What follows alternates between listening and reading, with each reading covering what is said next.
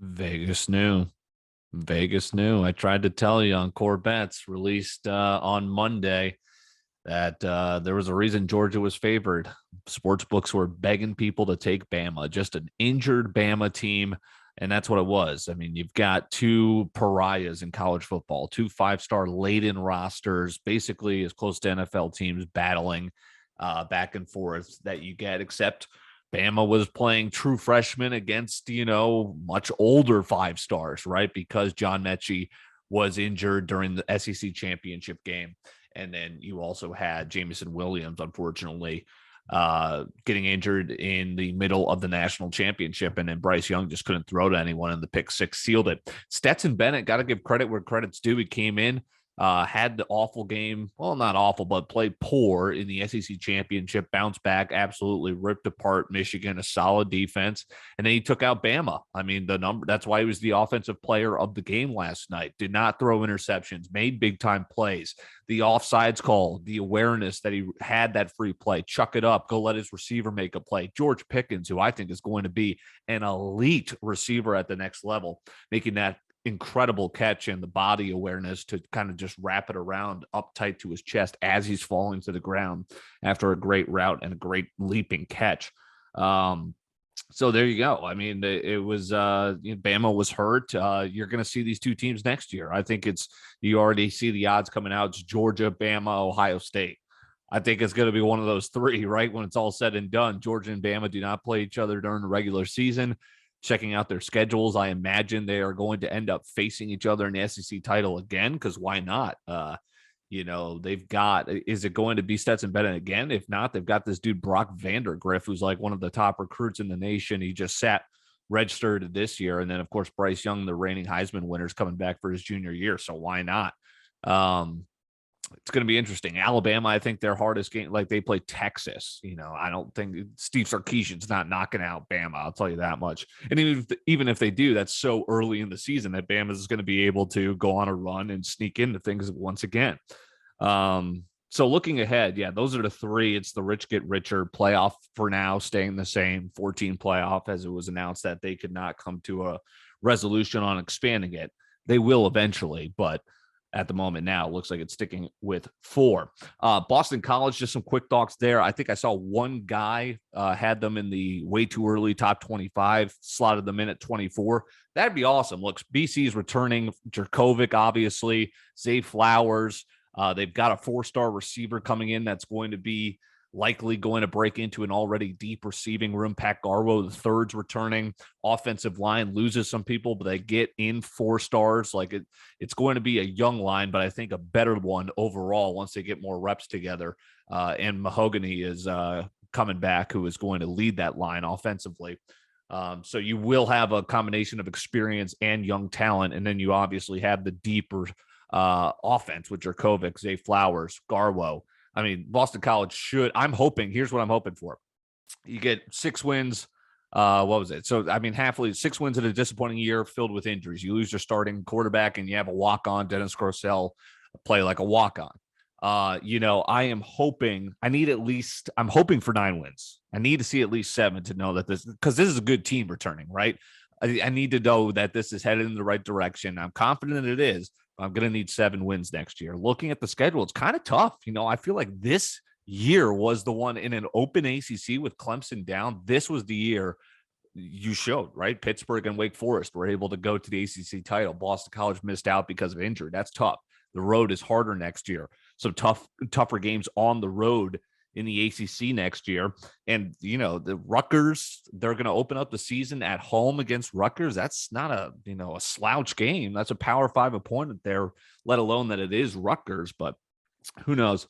Hoping for 9 wins, looking at the schedule. We're going to Notre Dame next year. That's always tough. Phil Jerkovic, how about that? What's Marcus Freeman going to look like? His first head coaching appearance with his new squad. One of the worst, collapses in Notre Dame history, except it was in a bowl game, but pretty prominent bowl game and a pretty big time loss there for the rookie head coach. But, Notre Dame's still going to be good, and they're obviously a tier above Boston College. So that's a tough one. I need at least 7 wins. I need at least 4 ACC wins. Okay. That's what I'm hoping for in the year ahead. All right, let's talk NFL. It's the wild card weekend coming up.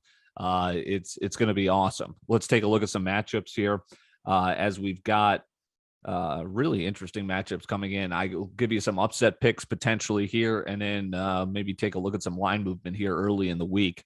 That's always kind of a telltale sign of what might happen come this weekend.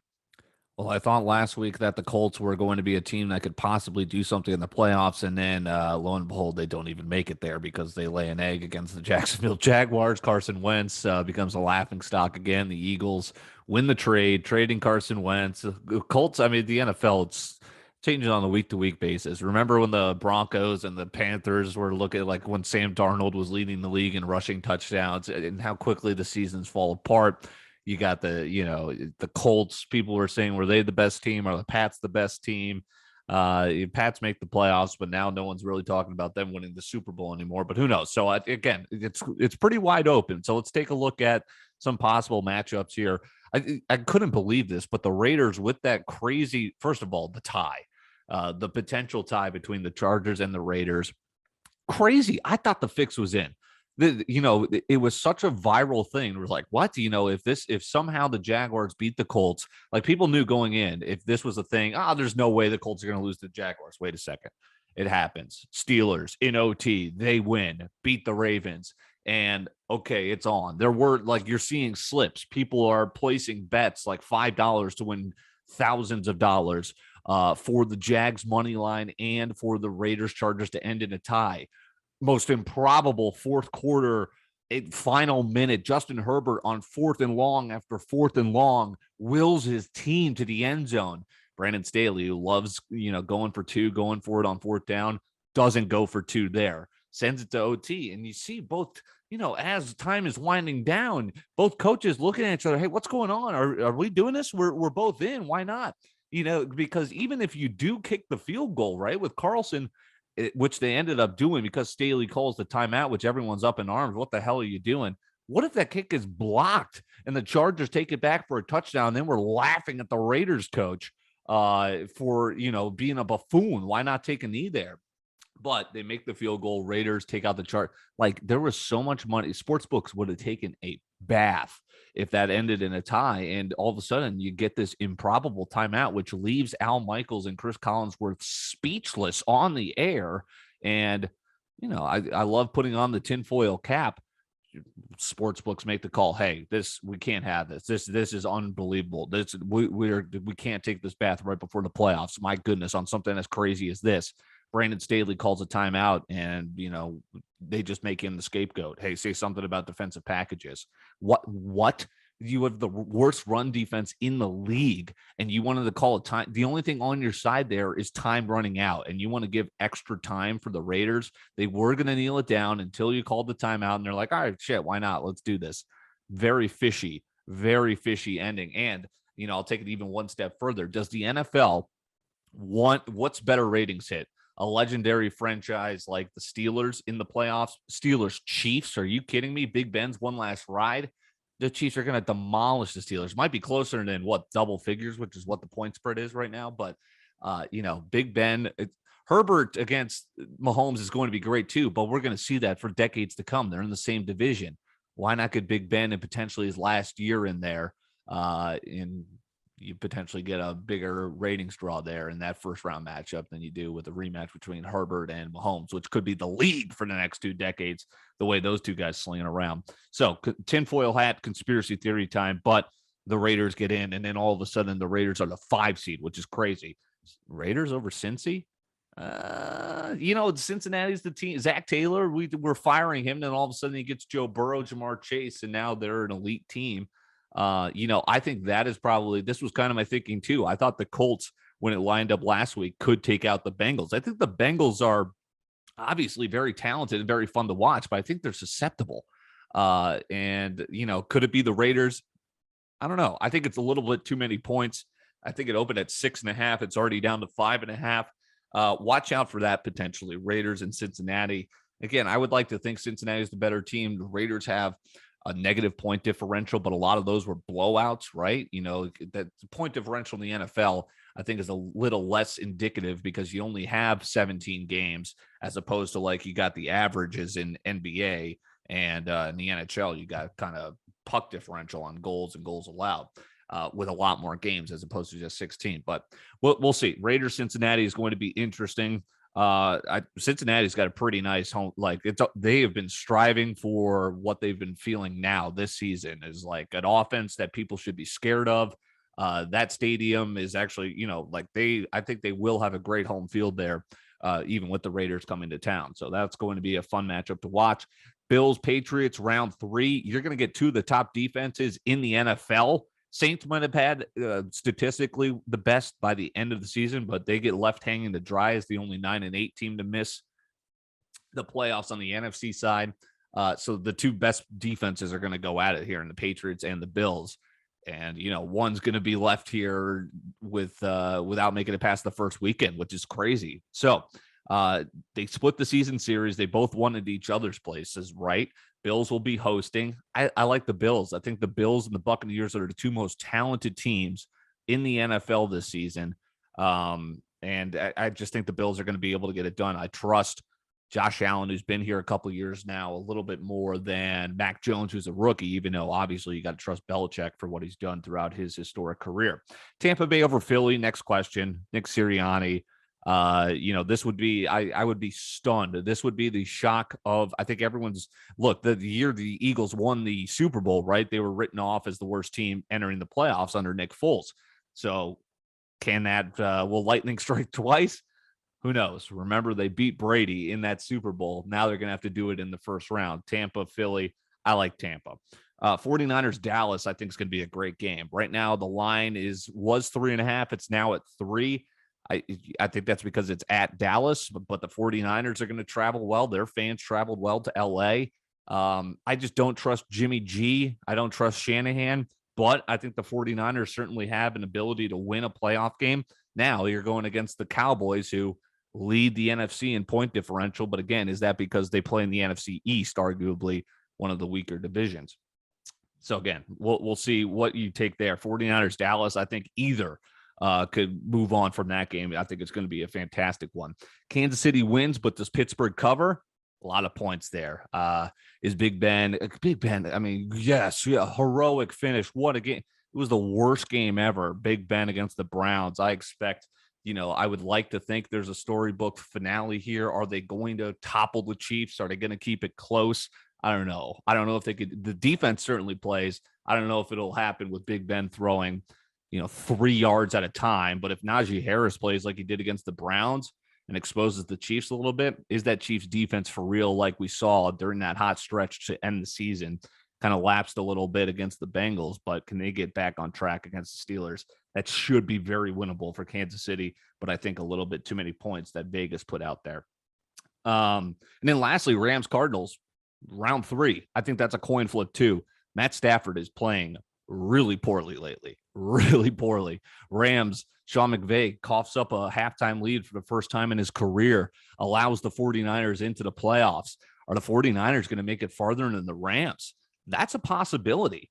But I do think the Rams can get it done against the Cardinals. Look, Cliff Kingsbury, he had the hottest team in the NFL. He's had a record now across 2 levels, collegiate, now professional, of not finishing seasons after strong starts. He gets into the playoffs, but can he finish the season strong? He's going to have to go and face, these are 2 fan bases that, they've been mobile fan bases, right? Where it's like they both made stops in St. Louis, as a matter of fact, as well, where it's very a disjointed fan base. At their home stadiums, it usually gets invaded a lot more by the more historic franchises in the NFL. But that'll be interesting. Rams and Cardinals. That's your wild card weekend. Should be an awesome one here. We've got don't we have a Monday Night Football for the first time ever? Isn't that the Nickelodeon slime game here? Wild card weekend is going to be one hell of a weekend. And then, we just wrapped up college football national championship. Super Bowl is going to be here right before we even know it, less than a month. And then it's college hoops and NBA. Let's talk a little college hoops, as you got to talk about Wisconsin, right? I just got to toot my own horn. Look, I know the Big Ten's wide open. It's the deepest conference, but they are definitely more of a surprise. They're better than people thought they were going to be. I would say that. And, I'm looking at my 100 to 1 Wisconsin futures ticket that I took preseason getting smaller by the day as the odds update as they keep on winning. I know. So again, they're taking care of business right now, 4-1. They beat Purdue. Purdue's looking a little bit more down to earth now that they've reached conference play. And, you beat Maryland. They're doing everything they have to see if they can keep it going. But now they've got Ohio State again, Michigan State coming up, and Illinois looks like, they were supposed to be right after a little bit of a slow start. They're back in the AP top 25. They're undefeated in the Big Ten, and they're rolling. So I still think the Big Ten's wide open. But my other futures play that I just took last week, maybe 2 weeks ago now, is Christian Verde's LSU hoops squad. My goodness, Will Wade has the best defense, not in the SEC, in the nation. The best defense in the nation, and it's not close. LSU just one loss. They beat probably the second best team in the SEC. They lost to Auburn too. That's kind of the cream of the crop there at the top three. But LSU, I think with that defense is looking super appetizing. That's 40-1. I grabbed them. They're looking like a for real top 10 team in the nation. Wisconsin, they're having a real nice Cinderella start, and I hope it continues. But I think they're going to be a little bit more like maybe fall to even the 7th seed. I think LSU can secure a top 3 seed for sure the way they are going, because I like them in the SEC. I don't necessarily like Wisconsin in the Big Ten because it's so deep, but I think the LSU there's tiers in the SEC, and I think LSU is firmly atop that top tier competing. And I think they're going to compete with that defense throughout the course of the season. I don't see it falling off anytime soon, where I could see Wisconsin falling off a little more likely. But again, this is all about hedging opportunities. I had my Bama future ready to go. Did not feel great about it because I was thinking that Georgia was the play. Grabbed Georgia at plus 100, was able to make $100 by absolutely slamming the fuck out of that. Corbet's Corner here. We're going to release this on a Wednesday morning, winging it coming out tomorrow morning. And we got a special guest as we get to learn a little bit more about NFTs, the art, the space, the money. Really interesting interview coming up with the usual shenanigans this week on Winging It. That's what's coming up. Wild Card weekend. And looking forward to a great weekend of football here. Thanks for sticking with us on Corbet's Corner.